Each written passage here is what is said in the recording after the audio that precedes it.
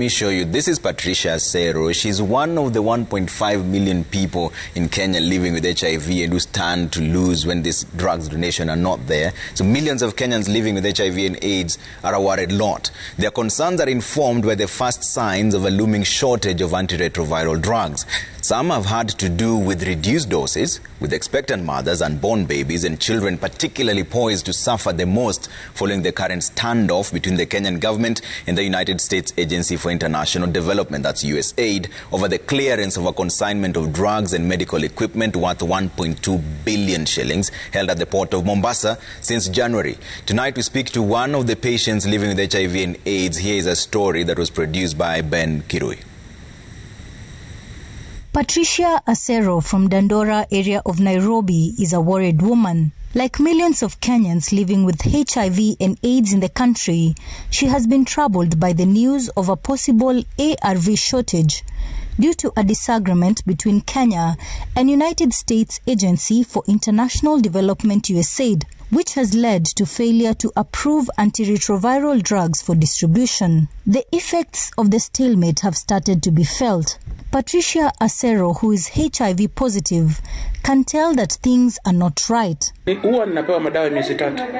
Lakini wakati huu nilipoenda clinic February, nilipewa madawa ya miezi 2.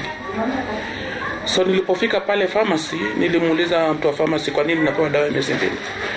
Akanielezea, "We are sorry Patricia, kuna shortage. Kwa hivyo siwezi nikakupatia dawa ya miezi 3 na mwenzako akija aweze kukosa.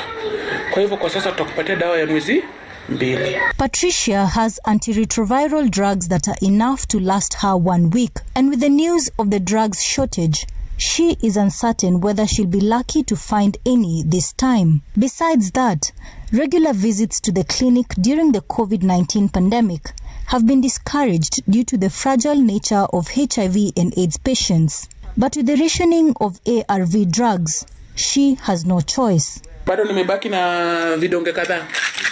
Bado niko na vidonge kadhaa, bado nimebakisha kidogo.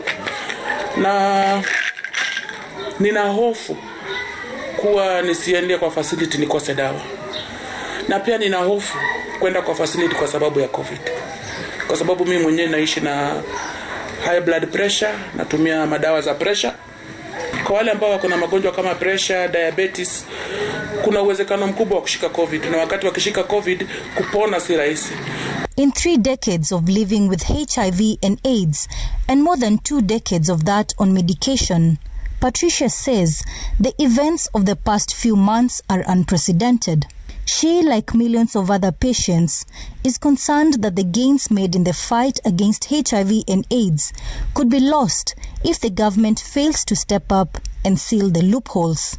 Na kwa sababu ya kutumia madawa tumeweza kupiga hatua kubwa. Wengine wetu sasa tunaweza kufanya kazi zetu kama kawaida, tunaweza kuhudumia jamii kwa jumla na nchi, na wakati ambapo tuko sawa pia tunaweza kusaidia watu wengine. Kama mimi naweza kusaidia wazazi wangu kwa hali na mali, na pia naweza kusaidia mayatima. With the stigma still associated with HIV and AIDS, those living with the virus have been forced to visit clinics far away from areas they are known. Regular trips are costly for them. Ninajua kuwa katika sehemu tofauti ya nchi watu wana shida. Ninajua kuwa nilitoka Homa Bay hivi karibuni na walinielezea kuwa kufikia pengine wiki ijayo wataanza kupeana dawa ya wiki 2. Na unajua kuwa kwa sababu ya mambo ya stigma, mambo ya unyanyapaa, watu wengi wanaenda kuchukua dawa mbali, sio karibu na boma zao. Nilielezewa kesi moja, mtu ambaye anatoka sehemu za Sirare, anafanya biashara nchini Tanzania lakini ni Mkenya. Huwa anachukua dawa zake Homa Bay, kwa clinic moja pale Homa Bay ya Faith Based. Na alipokuja this time round alipewa dawa ya mwezi moja. Sasa anaulizia atatoa hela wapi ya transport. Patricia's plea and that of millions suffering the same fate is that the standoff between the Kenyan government and USAID will soon be resolved to save people like her the needless troubles.